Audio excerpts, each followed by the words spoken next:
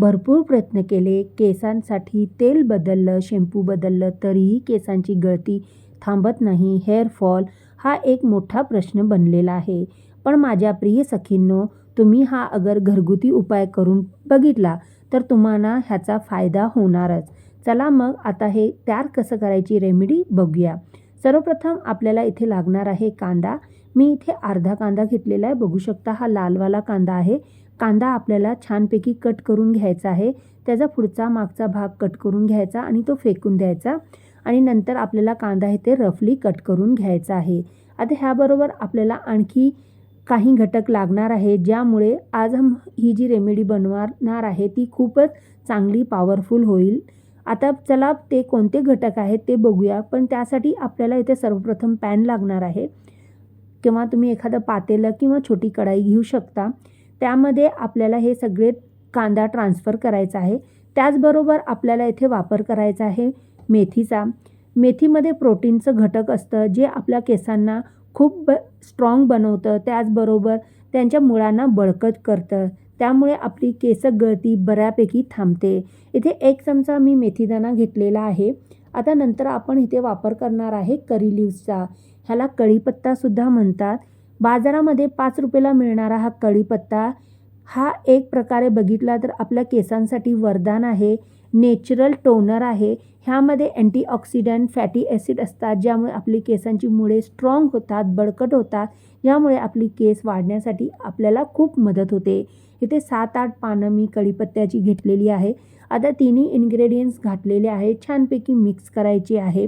आता ह्याचा आपल्याला उपयोग कसा करायचा ते पण आपण पुढे बघणार आहे. पण तोपर्यंत तुम्ही माझ्या चॅनलवर नवीन असाल, चॅनलला नक्की सबस्क्राईब करा आणि व्हिडिओ आवडला तर लाईक करायला विसरू नका. आता आपल्याला घ्यायचं आहे पाणी. अर्धा ग्लास पाण्याचा इथे वापर करायचा आहे. पिण्याचा पाण्याचा वापर केलेला आहे.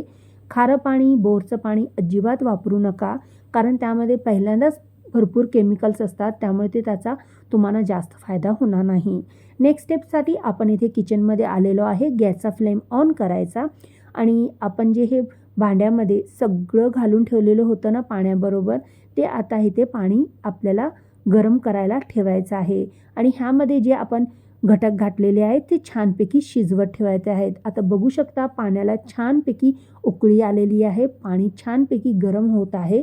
आता ह्या पाण्यामध्ये हे सगळे इन्ग्रेडियंट मिक्स करायचे, जेणेकरून ह्यामधले जे पण गुडनेस आहे, क्वालिटी आहे आणि जे गुणधर्म आहेत ते सगळे ह्या पाण्यामध्ये मिक्स होतील. कारण आपल्याला फक्त ह्या पाण्याचा वापर करायचा आहे, ज्यामुळे हे पाणी पॉवरफुल झालं आणि त्याचा उपयोग केल्यानंतर आपल्या केसांच्या सर्व समस्या दूर होतील. गॅसचं फ्लेम बंद करायचं. आता हे सिरम आपल्याला रूम टेम्परेचरला थंड होण्यासाठी असंच साईडला ठेवायचं आहे.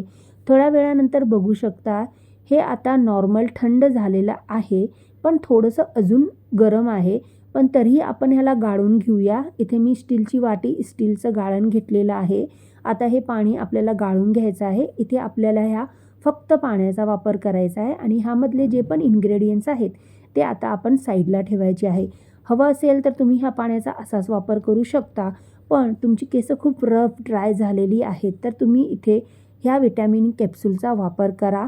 अगर तुमची केस स्मूथ सिल्की आहेत पण तरीही केस गळत आहेत तर त्यासाठी तुम्ही इथे पॅराशूट ऑइलचा वापर करा. तुम्ही तुमच्या केसांच्या नेचर वाईज तुम्ही इथे विटॅमिन ई कॅप्सूल किंवा पॅराशूट ऑइलचा वापर करू शकता. 4 ते 5 थेंब आपल्याला इथे ऑइलचा वापर करायचा आहे. छानपैकी मिक्स करायचं आहे. सर्वप्रथम केस व्यवस्थित विंचरून घ्यायची आहे. त्याच्यामध्ये कोणत्याही प्रकारचा गुंता राहता कामा नये आणि पार्टिंग करायची आहे केसांना आणि पूर्ण केसांना हे पाणी छानपैकी स्प्रे करायचं आहे किंवा एखाद्या बॉटलमध्ये, स्प्रे बॉटलमध्ये घालून स्प्रे करू शकता. अन्यथा कापसाच्या गोळ्याच्या मदतीने तुमच्या केसांच्या मुळांना हे अप्लाय करा. मग कसं वाटलं सांगा.